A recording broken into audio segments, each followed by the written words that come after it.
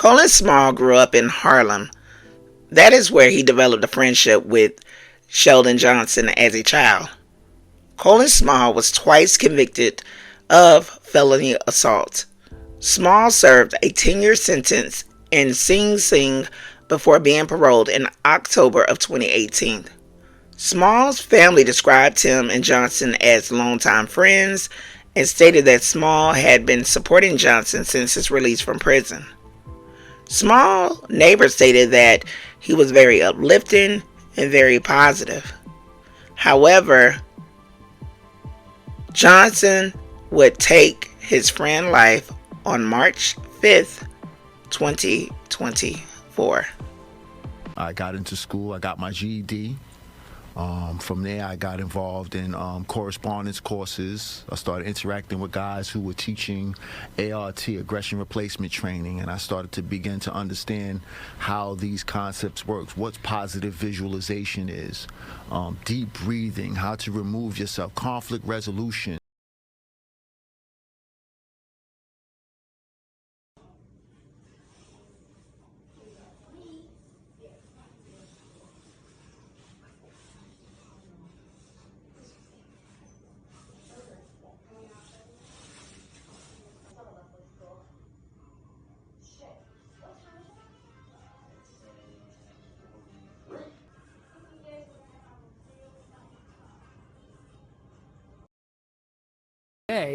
Police arrested a man named Sheldon Johnson.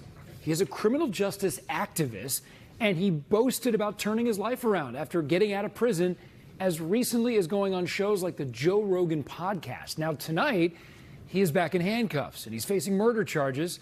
News 4's Ida Siegel is in Highbridge, where the crime scene investigators are still looking for evidence. That's 48-year-old Sheldon Johnson being walked off in handcuffs, yelling to reporters that he didn't do what cops say he did. Murder, manslaughter, and criminal possession of a weapon.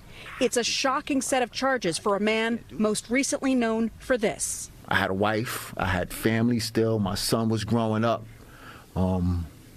He was hearing stories about my so-called notoriety. That's Johnson appearing on the popular Joe Rogan podcast, talking about his efforts to reform himself and help other kids detach themselves from gang life, a job he's uniquely qualified for after spending 25 years in prison for attempted murder as a high-ranking member of the Bloods. Prison does two things to you. It brings out the best or it brings out the worst. But police say this is also him, here on Summit Avenue Tuesday night, carrying cleaning supplies and a full black garbage bag in and out of this building. Police were called to apartment 6G after a neighbor heard gunshots and saw Johnson in and out of the apartment. She told the building super. When police entered the apartment, they found a man's torso and a foot inside a bin. Law enforcement sources say after seeing Johnson on surveillance footage, they searched his apartment and found the victim's legs, arms, and head in the freezer. That's very disturbing. Yeah. It makes you want to move real quick. Police say the victim is 44-year-old Colin Small. Sources say it's possible their dispute stemmed from time they spent together in prison. But folks in this neighborhood shocked to hear that a man who had worked so hard to turn his life around, even working with the Queen's Defender's Office, might have fallen back to his old ways in a very violent fashion. Yes, he was turning his stuff around and stuff like that, but remember, you know, we're creatures of habit. So whatever happened in his violent past probably crept back up, and there you go. Since his release from prison last May, Sheldon Johnson had become a public face of rehabilitation and even redemption. Mr. Johnson, 48, spoke to people about how he had been a big shot in the Bloods, had been convicted of attempted murder, and had spent a quarter century behind bars. He was a counselor for at-risk youth at the Queen's Public Defender's Office and appeared last month on Joe Rogan's popular podcast, where he discussed his incarceration and his work. But Mr. Johnson's success story came to an abrupt halt this week when he was accused of murder. Mr. Johnson of Harlem was charged with murder, manslaughter, and criminal possession of a weapon on Thursday in the killing of Colin Small, 44, inside the victim's Bronx apartment. According to police officials, it was unclear on Thursday how Mr. Johnson knew Mr. Small. The Queens defenders declined to comment on Thursday. Early Tuesday morning, the police received a 911 call regarding gunshots inside an apartment building in the High Bridge neighborhood of the Bronx. According to internal police reports and two high-ranking law enforcement officials familiar with the case, at least one neighbor told the police she heard two shots from inside a sixth-floor apartment, according to an internal police report. Moments later, she heard a person shout, "Please don't, I have a family." Then, she told the police, two more gunshots rang out, followed by silence. Shortly after hearing the shots, the neighbor saw a man carrying bags and cleaning supplies walking in and out of the apartment. According to the police reports, the neighbor did not recognize the man and told the building superintendent, Orlando Medina, what she had heard and seen. Minutes before calling the police, Mr. Medina thought to check the security camera footage. "I thought, let me see what I see," Mr. Medina said in a phone interview. When he looked at the footage, Mr. Medina saw a man walking in and out of the apartment. He noticed the man had changed clothes several times. At one point, he was wearing a dark jacket, khaki pants, and a plaid golf cap, and carting a plastic blue storage bin on wheels. At another point, he was wearing a light jacket and a fisherman's hat, holding two bags. On a third occasion, he wore a dark puffy coat, sunglasses, and a blonde wig. "I thought, I don't know who this man is, but he's coming in and out with a key like he owns the place," he said. Mr. Medina said he also saw the victim, Mr. Small, walk into the apartment around 10 p.m., but he never saw him leave. Mr. Medina called 911 for a wellness check. "I said to myself, I don't think this is something good. I think this is bad. I think the tenant is in danger," Mr. Medina said. "I think he is unalived." When patrol officers arrived at the apartment on Summit Avenue near the corner of West 162nd Street, they knocked at Mr. Small's door and Mr. Johnson opened it. Police detectives later confirmed that the man captured on camera coming in and out of the apartment was Mr. Johnson. They took Mr. Johnson into custody soon afterwards. Once the detective obtained a warrant to search the apartment, they discovered the victim's torso and feet inside the bin. The report said they also found his legs, arms, and head in the freezer. Mr. Small had been shot at least once in the head. Roughly 17 hours later, Mr. Johnson was charged with murder. Mr. Johnson had spent half of his life behind bars. In 1997, under the alias Thomas Smalls, he was convicted of criminal possession of stolen property in Manhattan, according to the state prison records. 2 years later, Mr. Johnson was convicted of attempted murder, robbery, and other charges in Manhattan, according to the records. He served the maximum sentence of about 25 years and was released last May. His attempted murder case and long incarceration had prompted public efforts to convince to the state to grant him clemency. A fundraising page on the website NewYorkersForClemency.com described him as a community leader and mentor, as well as a creative writer in the span. In his own writings and in other media reports, Mr. Johnson described his incarceration as part of a family legacy of crime and punishment. Mr. Johnson's father also served time in prison, and his son, also named Sheldon Johnson, pled guilty to manslaughter in family court in connection with a fatal attack on a Columbia graduate student in 2008, when the younger Mr. Johnson was 12. Still, the serious accusations against Mr. Johnson are not the norm for people leaving prison, said the Reverend Peter Cook, the executive director of the New York State Council of Churches, a faith-based group that supports prison policy reform. "I grieve for the family mourning the tragic loss," Mr. Cook said, adding, "It's important that we not lose sight of the fact that countless formerly incarcerated people have safely returned home and dedicated their remaining years to giving back to their community and promoting healing and safety."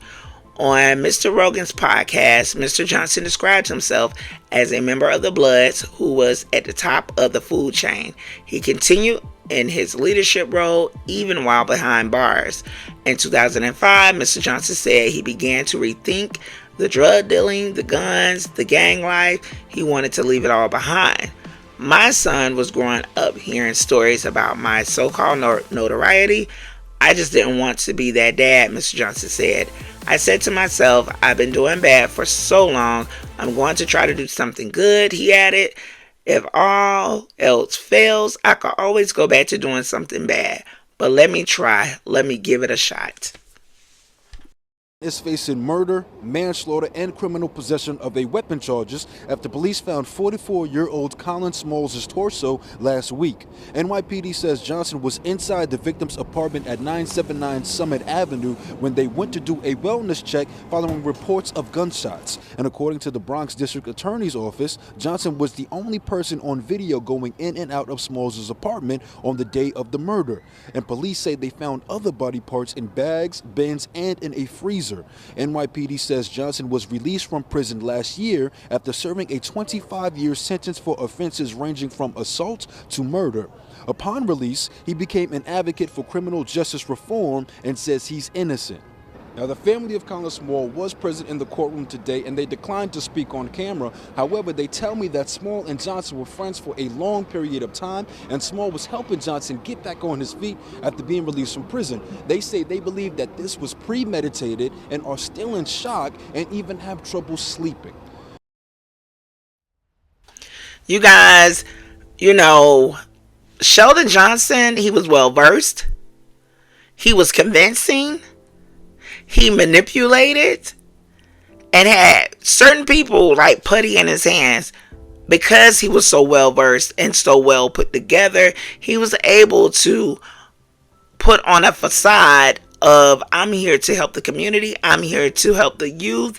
I'm here to do all these great things." However, he resorted back to what he stated: "Hey, if I try all things good and it failed, I can always go back to doing bad." What a statement. What a statement.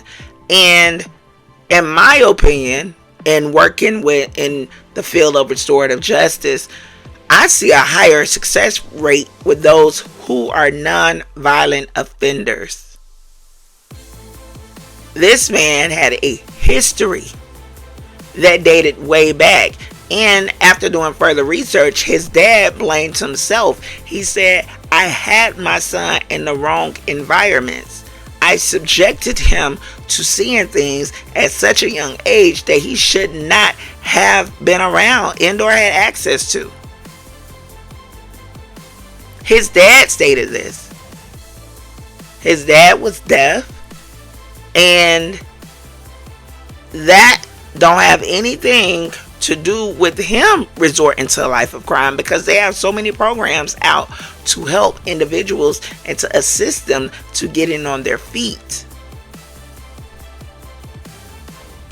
You had his friend whom was in that life of crime. However, he had an apartment. His family say he was on the right track.